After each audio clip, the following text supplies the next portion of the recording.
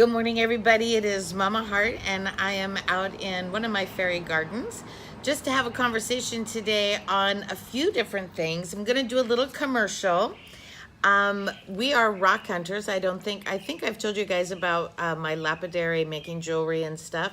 Our club, Glendora Gems, is having its 47th annual Gem and Mineral Show this coming weekend, the 9th and 10th. You can check us out on Facebook, Glendora Gems Lapidary, and you can find out more information. If you are in the Southern California area and you would like to come and you can't find us on Facebook, the Glendora Gems, message me and I will send this to you guys. But we will be there the entire weekend. I will be on the mic doing the raffles. It's kid friendly, super fun.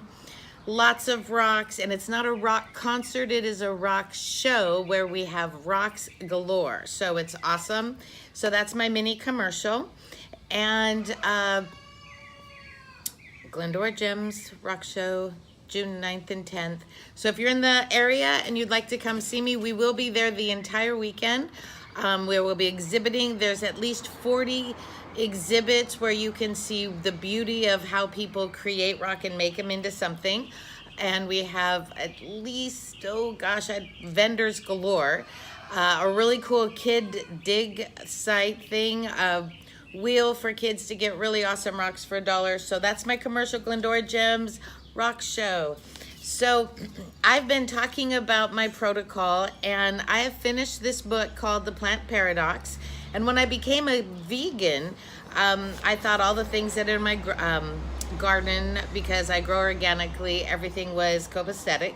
But as I was reading in this book, there are some things that we have been told are healthy, but maybe aren't really serving all of our bodies. If you have inflammation or if there are things in your body that needs changing,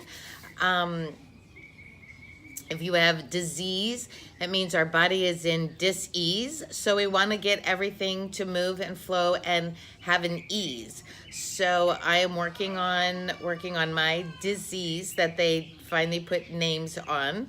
But I am choosing to really pursue healing. And I really feel that this book kind of blew my mind. My girlfriend was on the plane reading it, and she had to, 1/3 of the way in, she had to call me and say, girlfriend, you need to read this book. 1/3 of the way in, when I read the book, I realized I'm gonna need to create this as my new protocol. And like a few pages later, he writes, Dr. Stephen Gundry, he writes, finish the book before you create the protocol, because sometimes we need to know why we're doing something, kind of sometimes the science behind it. So if you guys have any disease or things that you are working on, autoimmune, inflammation, or just want to get to a healthy state, I would really encourage you guys to read this book. Get ready to have your mind blown, okay? So my mind was blown. But before I go off to the hospital today to be with Grandma S, just wanted to put out there, how do we really create ease in our mind? So many times I've been noticing, well, I think I've always noticed and called my children out on the words that they use, but the power of words, the power of negative or positive. Now, I know I'm gonna get some flack saying I'm not saying positive thinking, blah, blah, blah, and just do a bunch of affirmations, but the power of the words you use, the continual cycle of those words, and how it will spiral you down or spiral you up. It's very powerful. Everything in,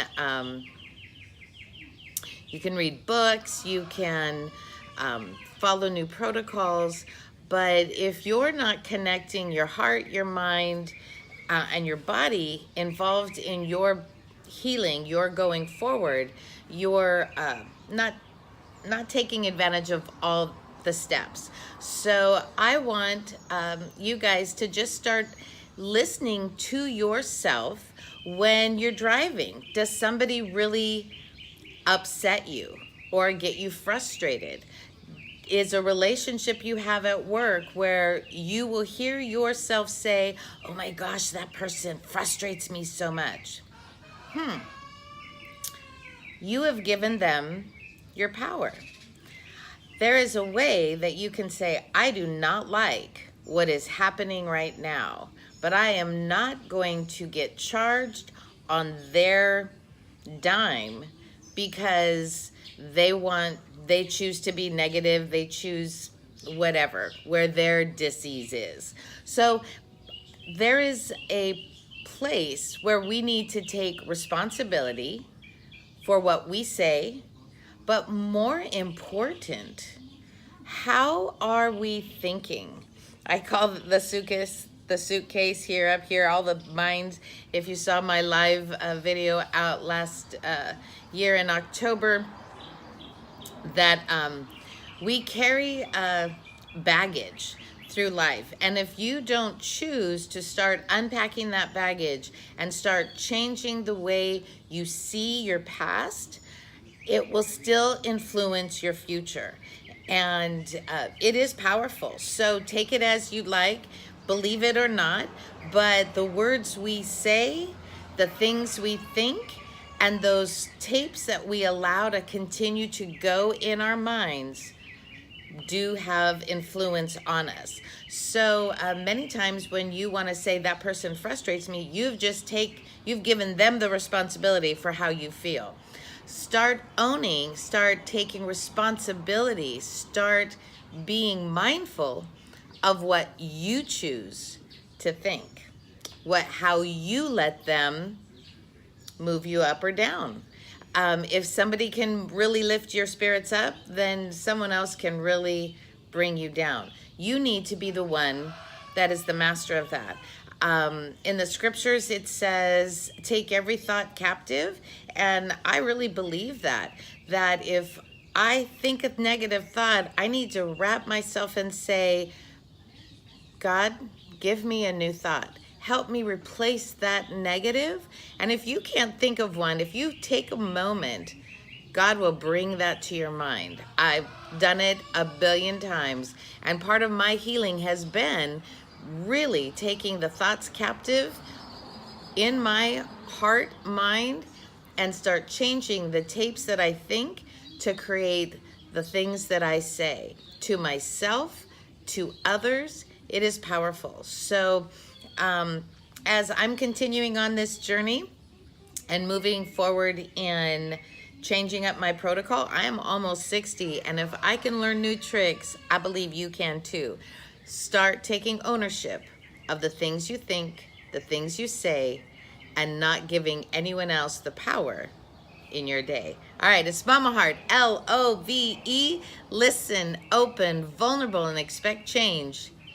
It's real. Ciao.